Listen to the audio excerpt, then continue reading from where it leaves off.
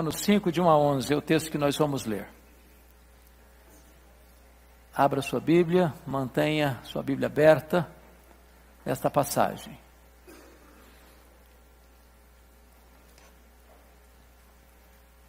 Está escrito o seguinte: justificados, pois, mediante a fé, temos paz com Deus por meio de nosso Senhor Jesus Cristo, por intermédio de quem obtivemos igualmente acesso, pela fé, a esta graça na qual estamos firmes, e gloriamo-nos na esperança da glória de Deus. E não somente isto, mas também nos gloriamos nas próprias tribulações, sabendo que a tribulação produz perseverança, e a perseverança experiência, e a experiência esperança. Ora, a esperança não confunde, porque o amor de Deus é derramado em nosso coração pelo Espírito Santo que nos foi outorgado. Porque Cristo, quando nós ainda éramos fracos, morreu a seu tempo pelos ímpios. Dificilmente alguém morreria por um justo, pois poderá ser que, pelo bom, alguém se anime a morrer. Mas Deus prova o seu próprio amor para conosco, pelo fato de ter Cristo morrido por nós, sendo nós ainda pecadores. Logo, muito mais agora, sendo justificados pelo seu sangue, seremos por ele salvos da ira. Porque se nós, quando inimigos, fomos reconciliados com Deus, mediante a morte do seu Filho, muito mais, estando já reconciliados, seremos salvos pela sua vida. E não apenas isto, mas também nos gloriamos em Deus, por nosso Senhor Jesus Cristo, por intermédio de quem recebemos agora a reconciliação. Amém. Hoje eu quero conversar com vocês sobre o tema os frutos benditos da justificação. Nós estamos expondo a carta aos Romanos. A carta aos Romanos é considerada a cordilheira do Himalaia de toda a revelação bíblica. A carta aos Romanos é o maior tratado doutrinário teológico de toda a Bíblia. O apóstolo Paulo escreve esta carta sem antes estar lá. A carta precedeu a sua ida a Roma. Não foi Paulo quem fundou a igreja de Roma, como ele plantou igrejas nas províncias da Galácia, da Macedônia, da Caia, da Ásia Menor.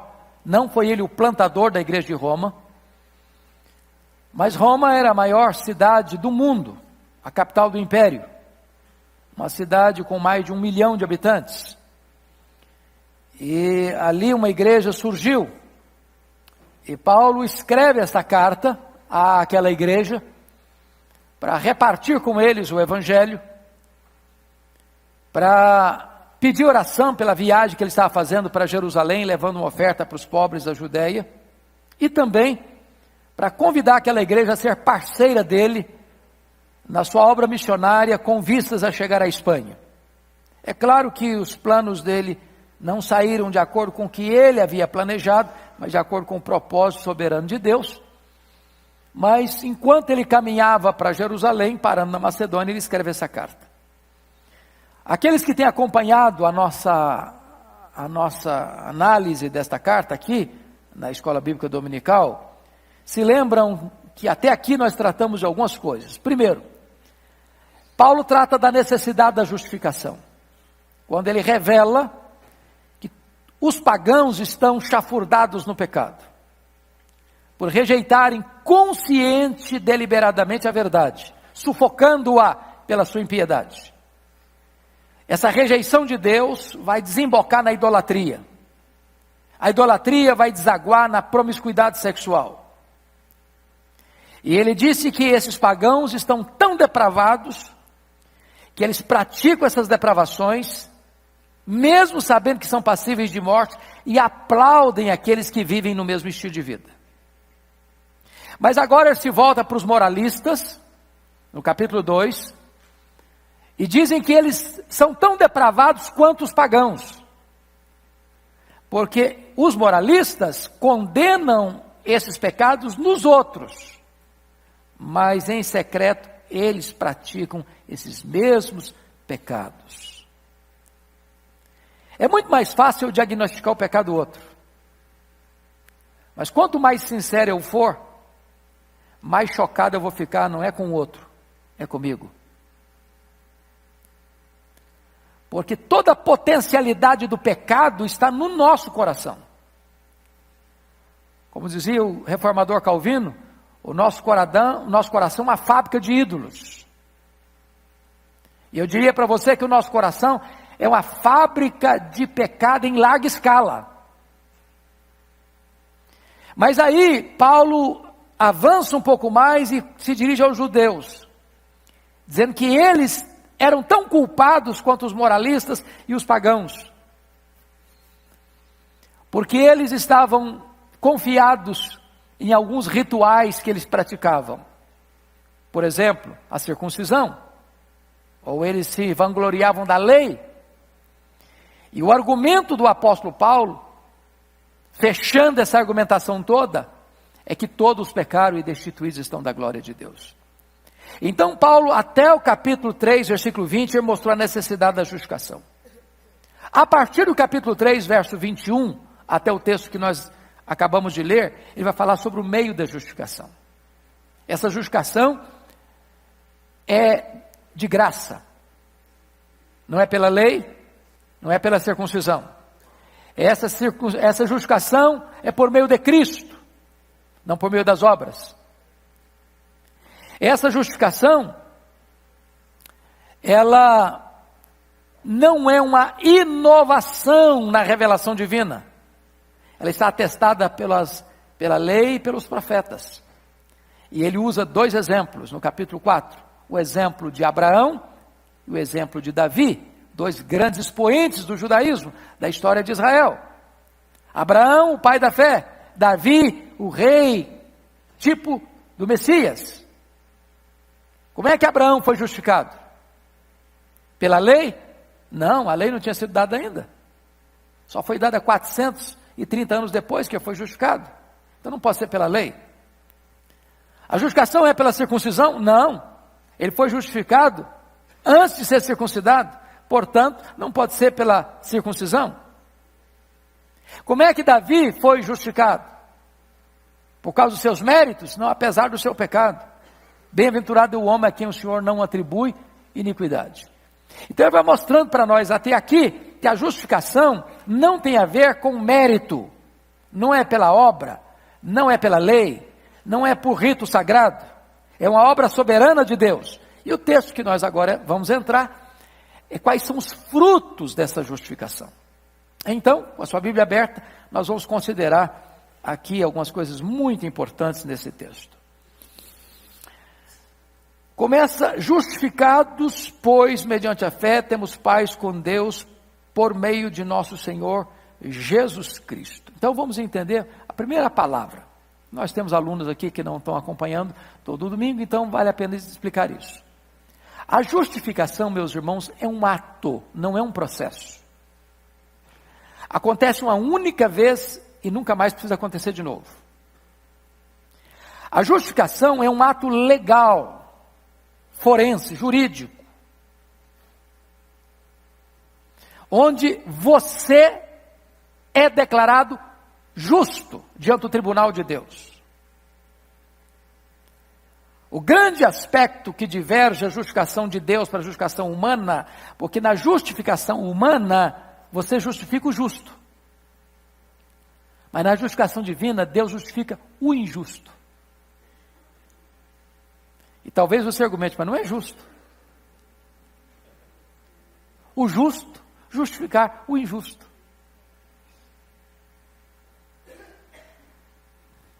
Porém, a Bíblia diz que Deus é justo e o justificador do ímpio que crê. Então, como é que você foi justificado? Você foi justificado porque um outro alguém justo, seu fiador e substituto, seu representante, sofreu as penalidades da lei que você devia sofrer e satisfez as demandas da justiça que você violou. Quando Jesus Cristo, como seu representante fiador, morreu naquela cruz, Ele não morreu como um mártir, ele morreu como seu substituto. Você não estava apenas lá, você estava na cruz do centro. Você morreu com ele. A penalidade que você devia sofrer, ele sofreu no seu lugar.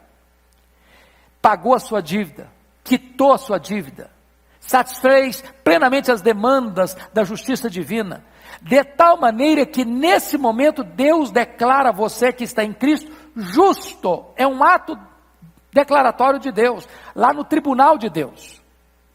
É importante ressaltar ainda, nessa definição do termo, que não tem graus a justificação, não tem graus, ou seja, não tem um crente mais justificado que outro.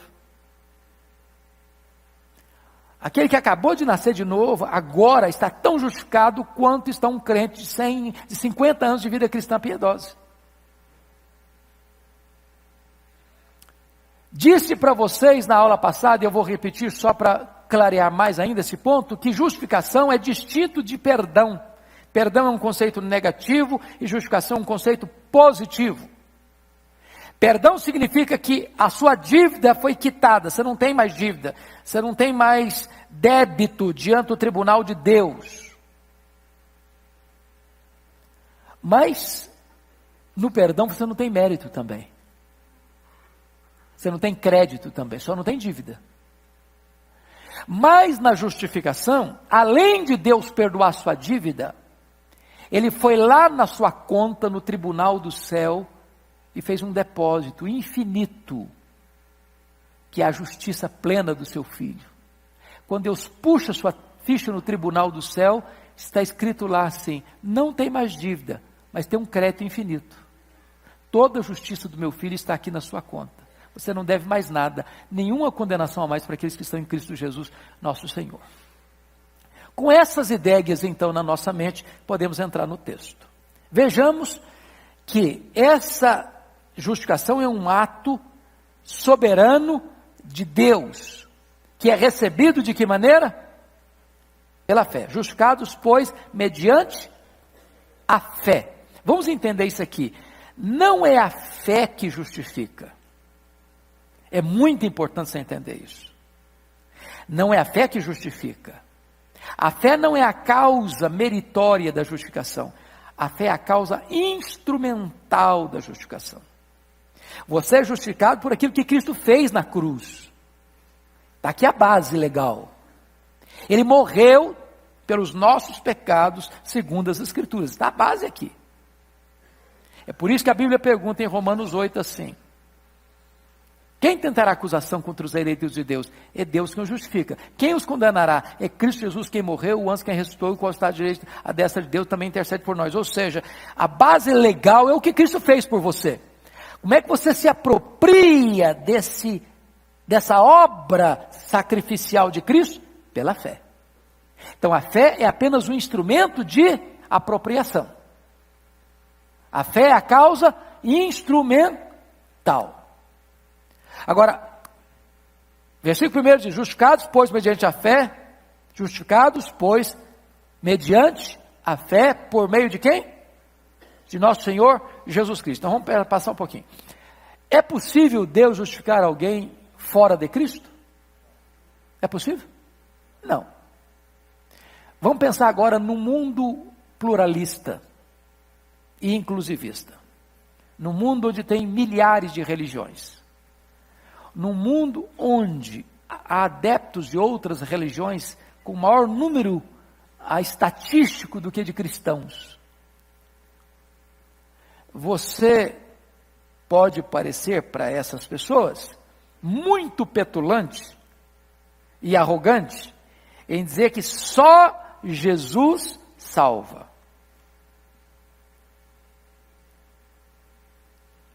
Mas não salva Alá e Maomé, e Buda, e Confúcio.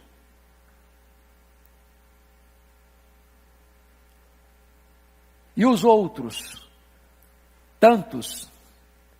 E a expressão que nós entendemos é o seguinte: justificados pois, mediante a fé, por intermédio de nosso Senhor Jesus Cristo. Só Ele morreu na cruz, só Ele pagou os pecados, só Ele ressuscitou dentre os mortos, só Ele é mediador entre Deus e os homens, só Ele é a porta do céu, só Ele é o caminho para Deus, só nele há copiosa redenção.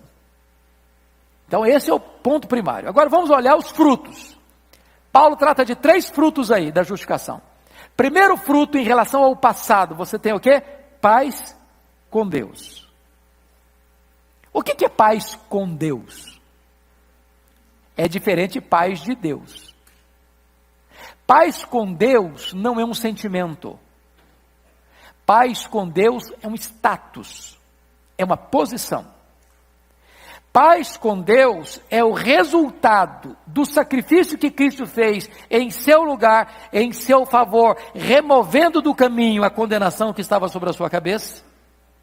Significa o seguinte: outrora você era filho da ira, você era um réu, agora você é um filho, agora o muro de separação entre você e Deus acabou, agora a cortina do templo rasgou de alto a baixo, agora não tem mais inimizade entre você e Deus, agora você tem paz com Deus, foi reconciliado com Deus. Isso é um fato único, não se repete mais.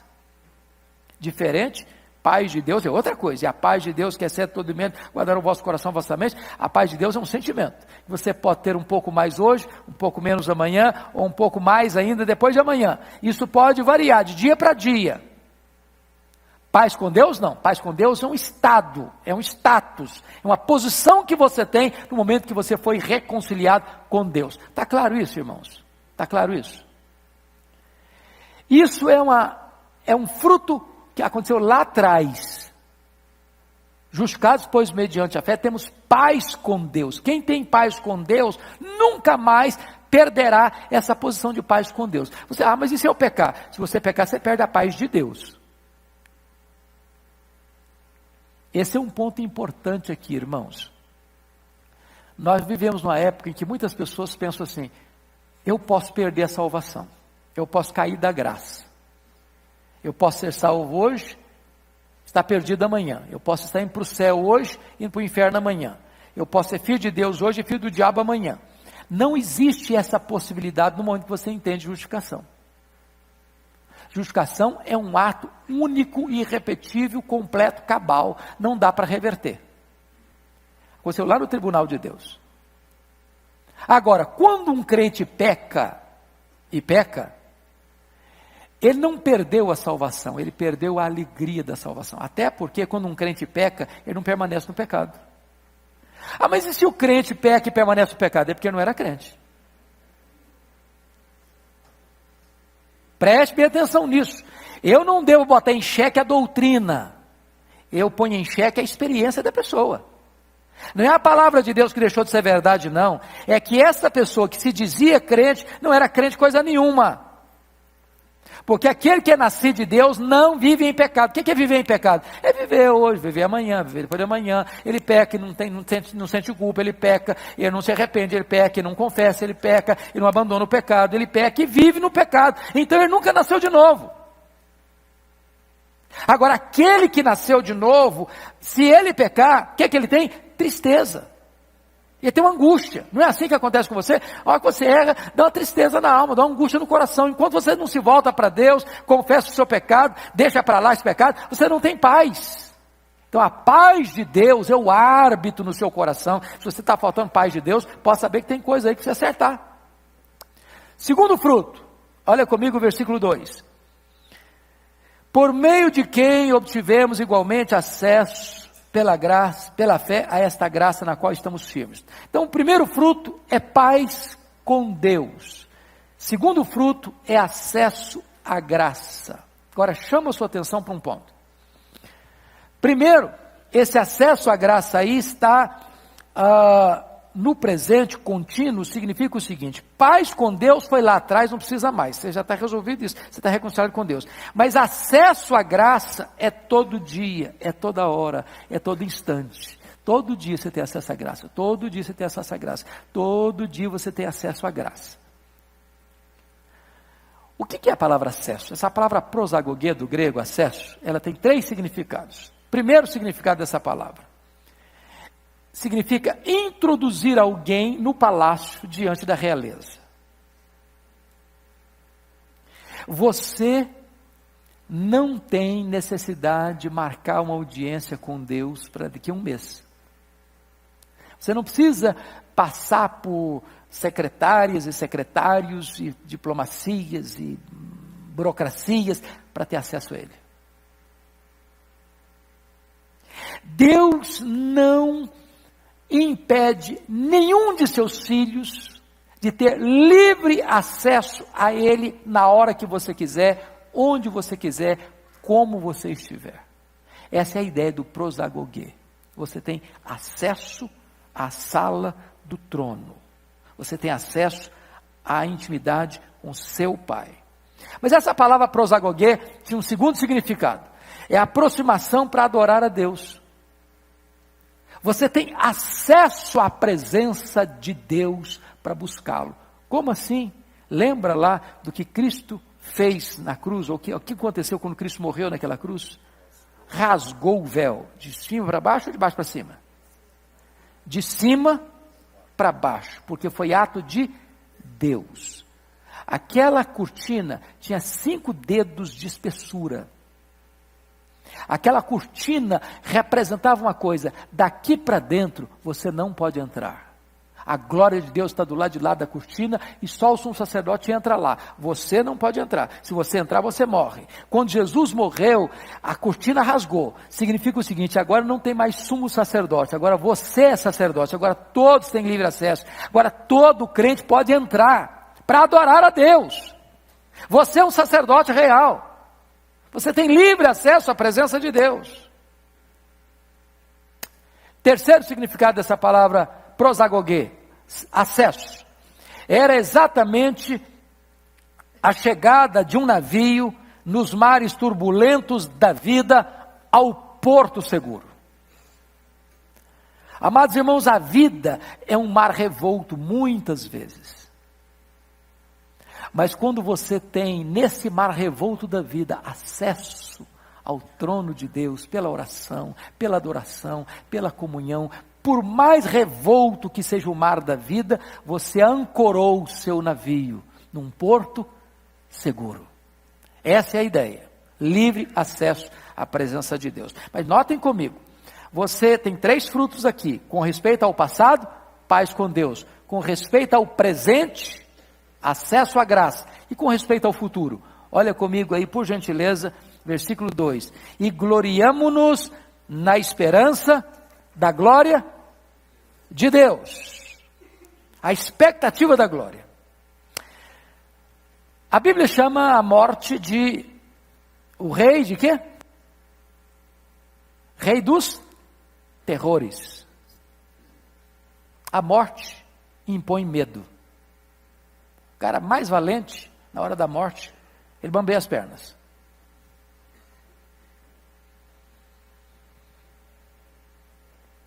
Por isso que a Bíblia diz que a morte é o último inimigo a ser o quê? A ser vencido. Mas agora, para você que é um cristão, você tem um outro entendimento da morte. Por quê? Porque a Bíblia diz que quando Jesus morreu, ele entrou nas entranhas da morte e matou a morte. De que maneira? Diz o apóstolo Paulo: arrancando o aguilhão da morte, o poder da morte, o triunfo da morte. E agora Paulo, como que personalizando a morte, olha para a cara dela e diz: onde está, ó morte, a tua vitória? Onde está, ó morte, o teu aguilhão? Tragada foi a morte pela vitória. No sentido de que a morte agora para nós não tem mais a última palavra. Ela já foi vencida, ela já foi derrotada. E numa linguagem bíblica, ela que já está derrotada, vai ser lançada no lago de fogo, como se fosse uma entidade. A morte morreu, a morte não ressuscitará. A morte sofrerá eterna penalidade, diz Apocalipse. Então, quando um crente morre hoje, não tem mais pavor, não tem mais insegurança, não tem mais incerteza, não tem mais desespero. E por isso Paulo, ao olhar para a questão da morte, ele diz, nos gloriamos na esperança da glória de Deus. Ele tem paz em relação ao passado, ele tem graça em relação ao presente, ele tem glória em relação ao futuro. E eu queria só trazer à sua memória esclarecida 3 exemplos. Miguel Gonçalves Torres foi o primeiro pastor presbiteriano a ser ordenado depois de José Manuel da Conceição, que foi um padre convertido a Cristo. No primeiro seminário formado tinha 4 alunos, um deles era Miguel Gonçalves Torres, era português, era muito doente, muito doente.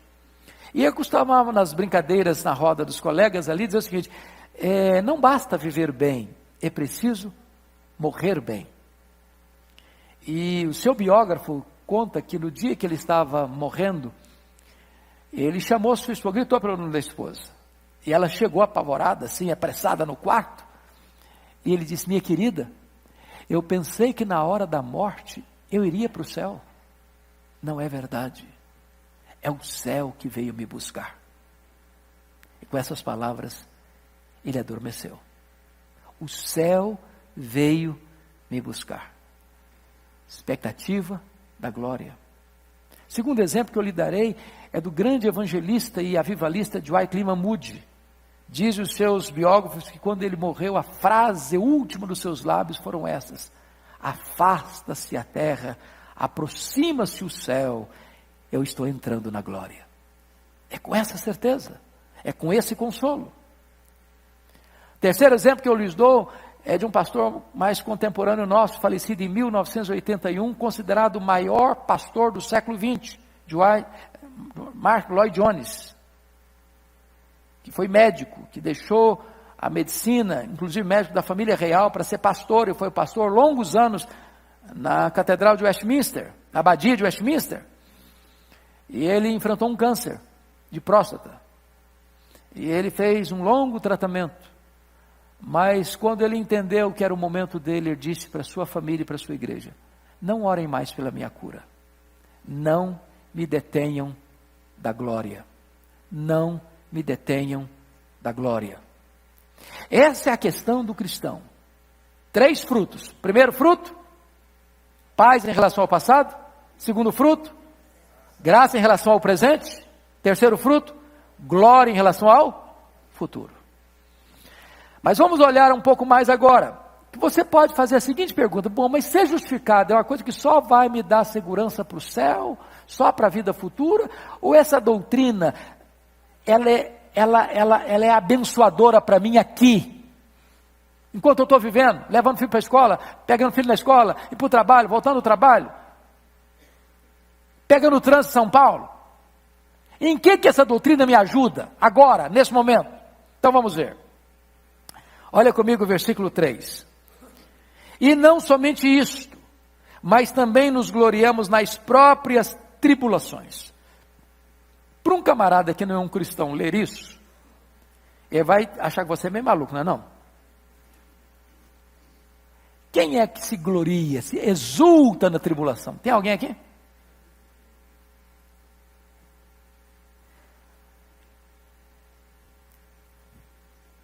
Quem volta da empresa, falou, está despedido, e volta exultando? Quem vai no médico e recebe um diagnóstico assim meio complicadinho, e volta exultando? Quem passa por uma luta imensa e volta assim, cheio de entusiasmo? Se você não entender isso no contexto cristão, parece um masoquismo, né? Não cristianismo. O que Paulo está querendo mostrar para nós é o seguinte, amados irmãos: eu não me glorio, porque essa palavra aí, tribulação, na língua grega, traz a ideia de pressão. Você está sendo pressionado, comprimido, esmagado, seja por sentimentos, seja por circunstâncias. Eu não me alegro no problema pelo problema, porque aí seria masoquismo, não cristianismo. Eu me alegro nas tribulações por entender que são elas um elemento pedagógico para trabalhar de forma mais profunda na minha vida.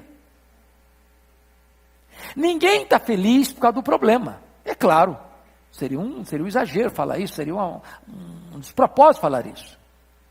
Mas quando você passa por uma tribulação, Deus usa aquela tribulação para produzir em você alguma coisa. O que que produz?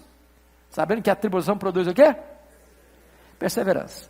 Essa palavra perseverança na língua grega, talvez não é a melhor tradução para o português, porque às vezes distancia um pouquinho do significado original. Haviam duas palavras no grego para paciência. Paciência. A primeira é essa aqui, huipomone. É paciência com circunstância. A segunda palavra era macrotimia. Era paciência com pessoas. São coisas diferentes. Tem gente que tem paciência com problema na vida, mas não tem paciência com gente.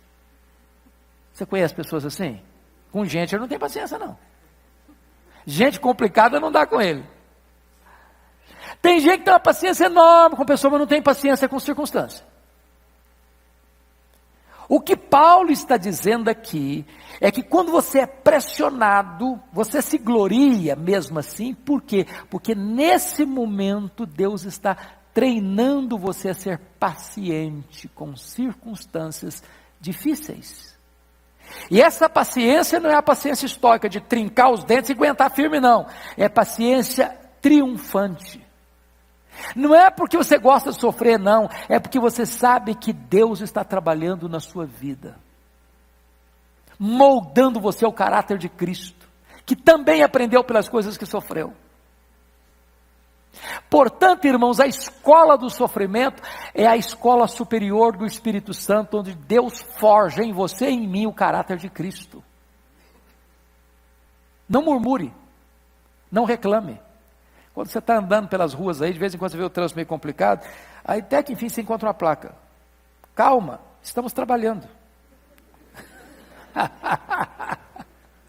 Então quando você passar por uma luta muito grande, leia a placa, calma, Deus está dizendo, calma meu filho, eu estou trabalhando. Estou fazendo uma grande obra.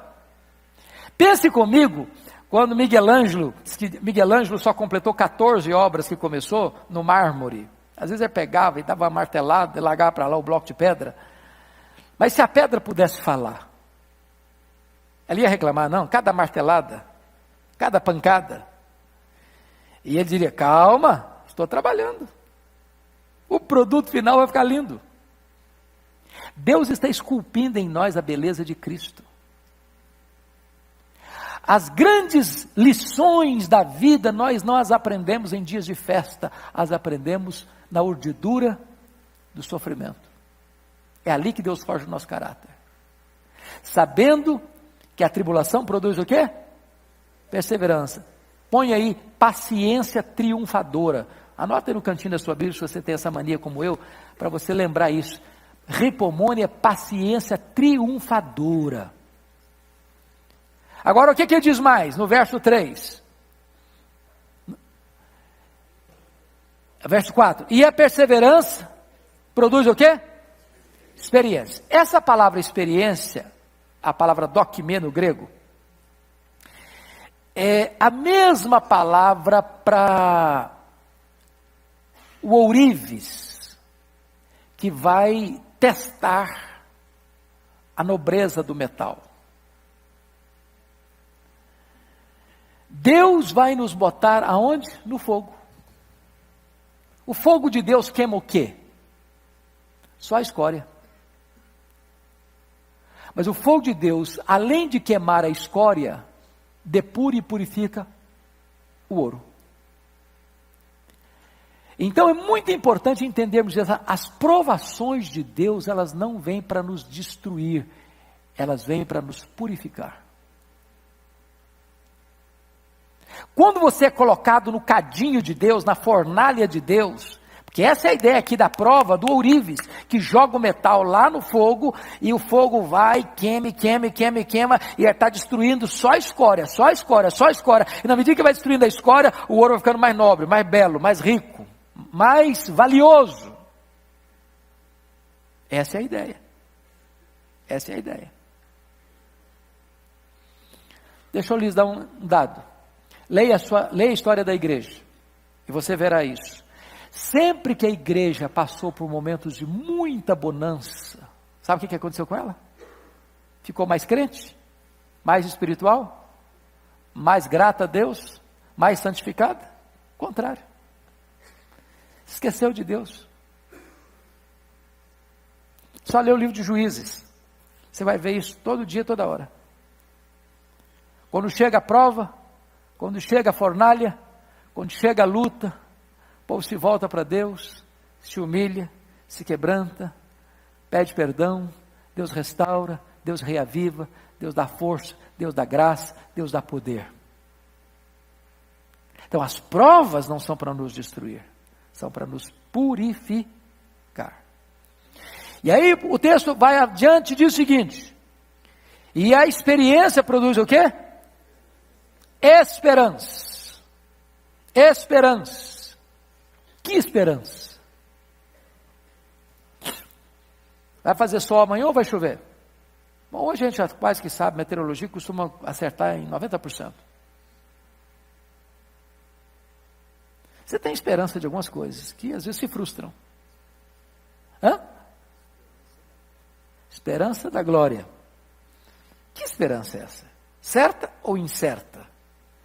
E Paulo não deixa dúvidas quando ele vai para o verso 5 e diz: a esperança não o quê? Não se confunde. A esperança que não se confunde. A esperança do crente não se confunde. Ô irmãos, isso é tão precioso, porque há muitas pessoas que esperam algumas coisas que nunca vão acontecer. Eu estava ontem à noite assistindo o filme Paulo. Se você quiser tirar 2 horas, pouco menos, assista o filme, vale a pena. Você encontra no Now, no Netflix. Não quero dizer que é 100% fiel às Escrituras, mas boa parte do filme é fiel às Escrituras, boa parte. Não há compromisso da mensagem. E penso eu que ele foi bem fiel nos dramas de Roma, e de como Priscila e Áquila estavam ali, e como Lucas estava lá na prisão, porque ele diz: somente Lucas está comigo. E como Paulo já está ali sentenciado à pena de morte. Imagina esse homem nesse drama todo, os corredores daquela prisão marmetina. E durante o filme todo vai passando aquilo que Paulo sempre dizia: eu sei em quem tenho crido. Eu sei que o meu tesouro está guardado. Para mim o viver é Cristo. Para mim o morrer é lucro. E mesmo diante de tantos dramas, de crentes sendo queimados, a nossa esperança não se confunde. E não há outro momento em que o homem possa ter essa convicção, irmãos, do futuro, na hora da morte, a não ser que Jesus nos dê essa segurança. O que adianta um homem ser rico na hora da morte? O que o dinheiro faz por ele? Nada. Vai comprar um caixão de cedro bonito, só. Mais nada. O que os títulos acadêmicos conferem para o homem na hora da morte? Que segurança dá? Nenhuma. O que os amigos podem fazer na hora da morte? Só estar lá chorando à beira da cama, mais nada. O que o meu prestígio pode me conferir nessa hora? Nada. Mas quando você está em Cristo, você diz o seguinte: porque para mim o viver é Cristo e o morrer é lucro. Morrer é partir e estar com Cristo, que é incomparavelmente melhor. Morrer é deixar o corpo e habitar com o Senhor. Se vivemos para o Senhor, vivemos. Se morremos para o Senhor, morremos. Quer pois vivamos, quer pois morramos, nós somos do Senhor. Essa convicção, irmãos, faz toda a diferença. Toda a diferença. E faz diferença não é na hora da morte só não, faz diferença ao longo da caminhada da vida. Porque aqui estão os seus valores. Aqui está no que você investe. Eu gosto muito da expressão da Bíblia, quando fala em 2ª carta de Pedro, que a terra e as obras que nela estão serão destruídas pelo fogo. Então, se eu invisto só em obras arquitetônicas, e não no coração, e não na vida, quando o fogo vier, tudo isso vai queimar. Não vai sobrar nada. Então, eu estou investindo para o fogo. Onde está a nossa esperança? Onde está o nosso refúgio? É isso que Paulo está tratando aqui. Bom, mas vamos avante um pouquinho e vamos entender esse amor de Deus. Versículo 5, você pode ler o 5 comigo? Ora, a esperança não confunde, porque o amor de Deus é derramado em nosso coração pelo Espírito Santo que nos foi outorgado. Então eu quero chamar a sua atenção para esse tipo do amor de Deus aqui. Primeiro, o amor de Deus é copioso, ele é derramado no nosso coração. É uma chuvarada do amor de Deus no nosso coração. É uma torrente caudalosa do amor de Deus no nosso coração. Não é um amor dado em conta-gotas. Não é um amor sob medida, bem pequenininho, para cada uma fraçãozinha. Não, é a coisa caudalosa, é abundante. Onde está esse amor? Onde está a evidência mais eloquente desse amor? É na cruz de Jesus. Paulo argumenta assim, olha o que ele vai argumentar aqui, no versículo 7. Dificilmente alguém morreria por um justo.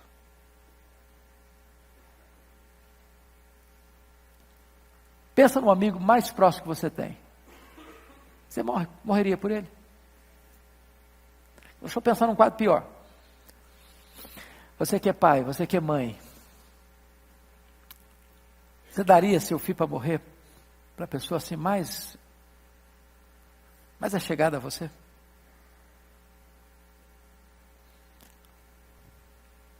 Pensa na eloquência desse amor.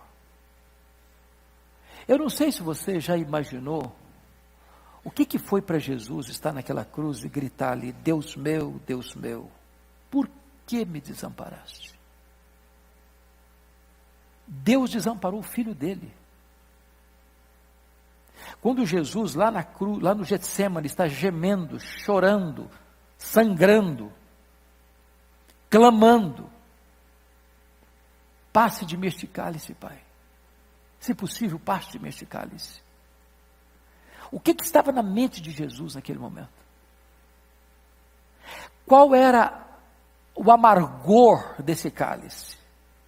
Se não a plena consciência de que ele iria enfrentar morte de cruz, como um criminoso, como um bandido, como alguém que carregaria sobre o seu corpo no madeiro todos os nossos pecados, as mazelas, as guerras, as promiscuidades, a sujeira, a mentira, o engano, a idolatria, a feitiçaria, tudo de mal, tudo de perverso, tudo de cruel.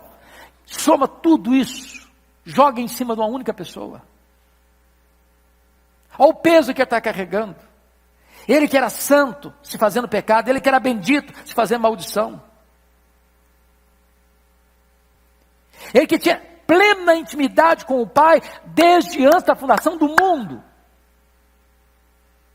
E agora ele está ali,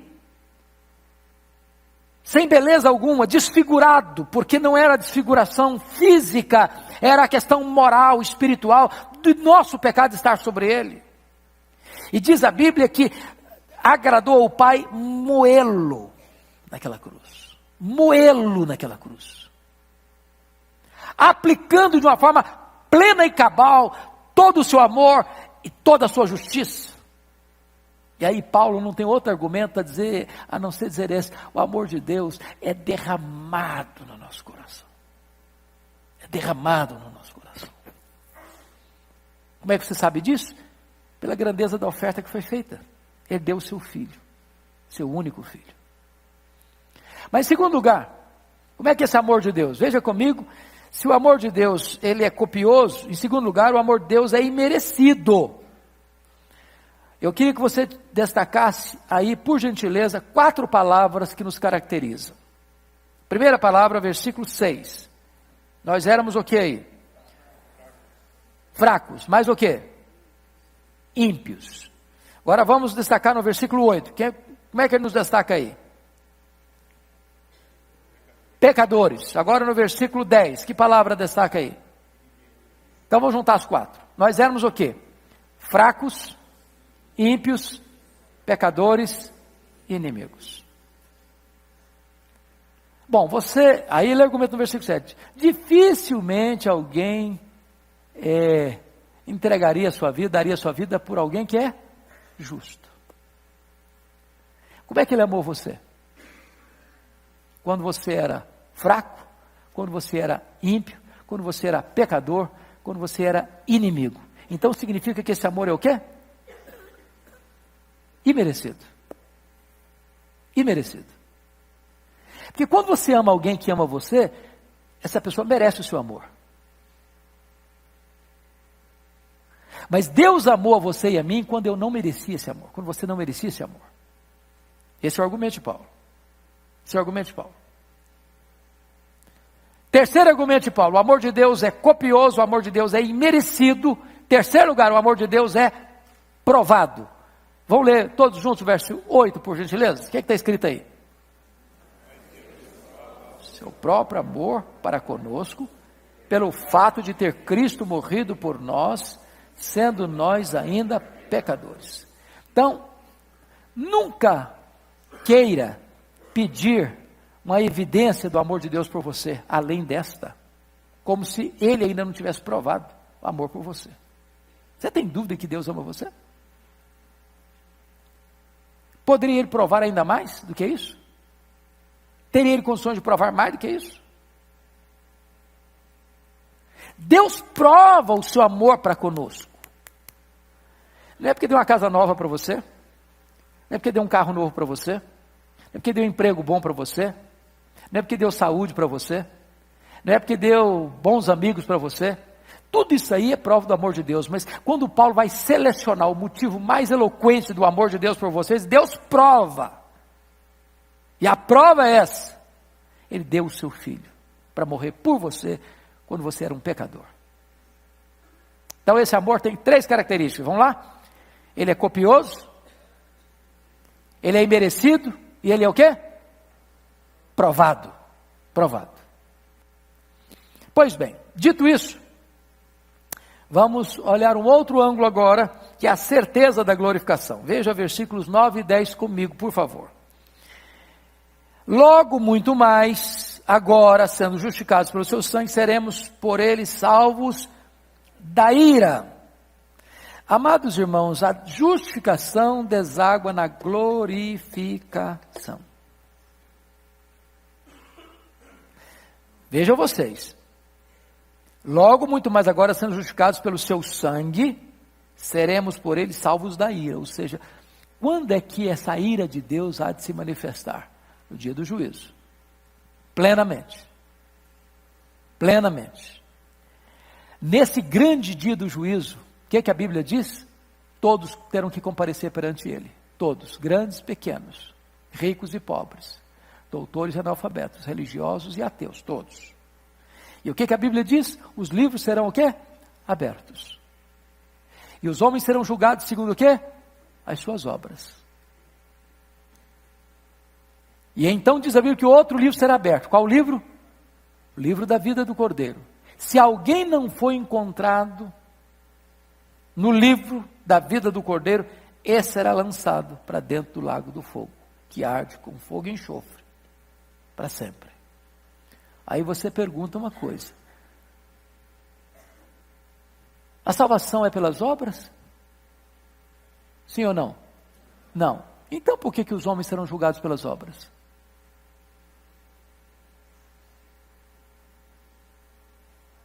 Porque é pelas obras que os homens vão ser julgados. Para mostrar uma coisa: o julgamento de Deus é justo. Ninguém vai poder ser condenado e dizer: mas eu fui condenado injustamente, eu fiz o bem, eu estou sendo condenado. Não há justo nenhum sequer. Nenhuma pessoa vai poder entrar no céu a não ser dizer: foi graça. Nenhuma pessoa vai entrar no inferno sem dizer: eu mereci, eu fiz por onde. Agora, por que o outro livro será aberto? Porque pelo critério das obras, ninguém passou no crivo. Ninguém passou no crivo. O homem pecou por palavras, o homem pecou por ações, o homem pecou por omissão, o homem pecou por pensamentos e desejos. Todos, ao serem passados no pente fino, na peneira fina de Deus, culpado. Aí um outro livro será aberto. O livro da vida do Cordeiro. Quem tem o nome lá? O que fez boas obras para ser salvo? Não, o que foi justificado ao crer no Senhor Jesus. Não será salvo, glorificado, porque fez obras suficientes. Não, porque mesmo sendo fraco, ímpio, pecador, inimigo de Deus, por graça divina, ele caiu em si, arrependeu-se do seu pecado, creu no Senhor Jesus, e tudo isso obra de Deus mesmo no seu coração, e então ele é justificado. E então ele entra na glória. Segundo ponto. A reconciliação implica numa relação de estreita e permanente comunhão com Deus. Olha o versículo 10. Porque se nós, quando inimigos, fomos reconciliados com Deus mediante a morte do seu Filho, muito mais estando já reconciliados, seremos salvos pela sua vida. O que significa isso? Pergunto a vocês. O ministério de Cristo na cruz foi concluído? Certo ou errado? Certo. Certo. A obra da sua salvação está resolvida. Bom, mas agora você que está salvo, precisa ter o quê? Um relacionamento pessoal com Deus, certo? Claro. Onde entra Jesus nessa história agora? Ao concluir a obra da redenção na cruz, agora ele vai para o céu para fazer o que lá? O que ele está fazendo lá no céu? Jesus. O que Jesus está fazendo no céu hoje? Ele está lá como nosso grande sumo sacerdote, intercedendo por nós. Por nós. Hã? E quem que está aqui dentro? O Espírito Santo de Deus. Também intercedendo por nós. Preste atenção nesse ponto aqui maravilhoso. Você tem dois intercessores então.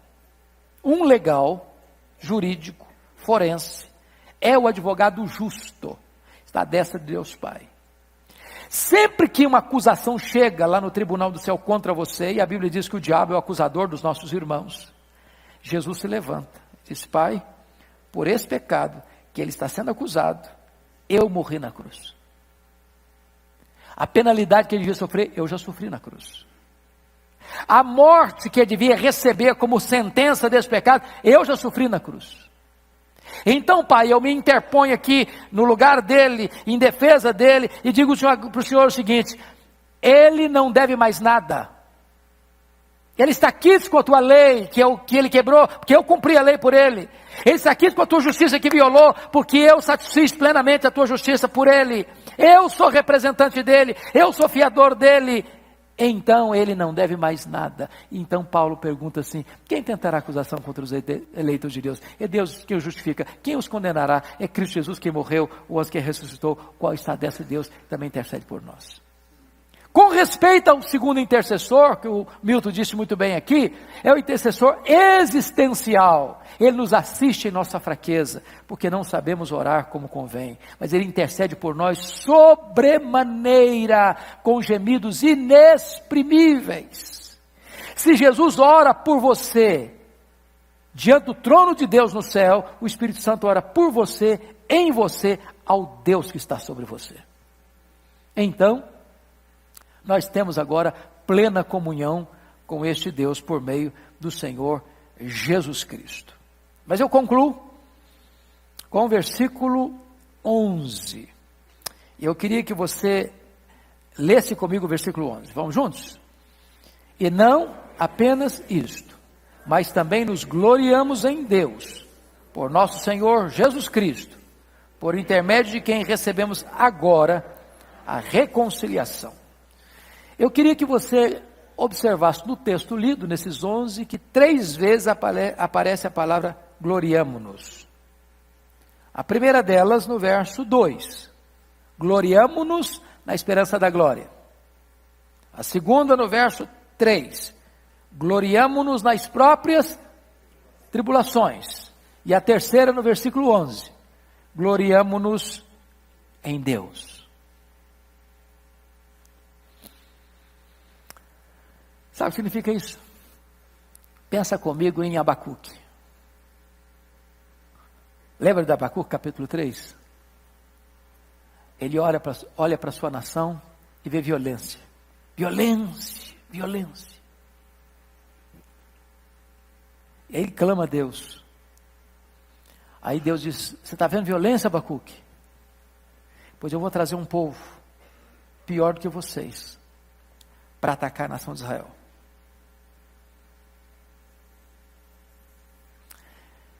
Deixa eu dizer uma coisa muito solene para você aqui. Quem não escuta a voz da graça, recebe o chicote da disciplina.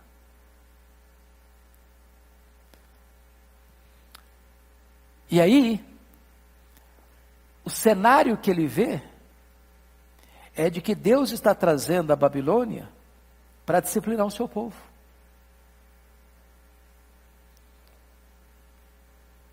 Parece que vai ser uma devastação total. Mas mesmo quando Deus disciplina o seu povo, Deus está no controle com graça. Porque a disciplina é para que nós não sejamos destruídos, mas restaurados. Chega no capítulo 3, o cenário é muito sombrio, mas ele está orando por avivamento. Aviva, Senhor, a tua obra no decorrer dos anos. Na tua ira, lembra-te da misericórdia. E quando ele está chegando lá no final, ele diz: ainda que não haja gado no curral, não haja produto da oliveira menta. E ele vai descrevendo uma série de situações de tragédia, de escassez, de perdas, de crises, de situações adversas.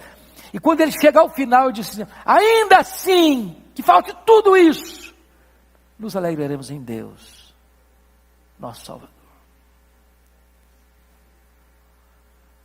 Se sobrar só Deus para você, mais nada, você ainda pode se gloriar.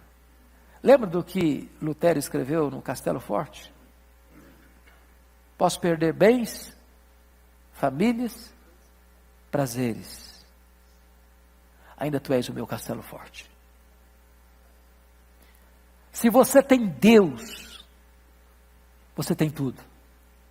Você pode ter tudo, se não tem Deus, você não tem nada. Nos gloriamos em Deus. Ele é um refúgio verdadeiro. Nele você pode confiar. Deus nos abençoe, irmãos. Deus nos dê graça. E que o nosso coração esteja cada dia mais firmado neste Deus, a razão da nossa esperança. Ele é o Deus da nossa salvação. Vamos ficar em pé? Eu não sei se eu tenho um microfone aqui. Vou pedir o Eduardo, prefeito Eduardo, para vir orar por nós. Tem um microfone lá no púlpito, Eduardo, se você puder fazer a gentileza de apanhá-lo e orar. E depois, então, temos um recesso pequeno e o culto às 11, voltaremos, com a graça de Deus.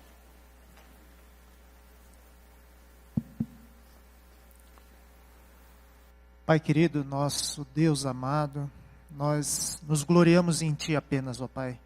Obrigado porque o Senhor é a nossa herança. O Senhor é aquilo que nós temos de mais precioso, Pai. E se nós perdermos tudo, ainda nos gloriaremos no Senhor. Nós Te louvamos pela palavra desta manhã, amém, por esse ensino tão precioso a respeito da justificação que o Senhor nos dá em Cristo Jesus, ó amém, Deus. Senhor.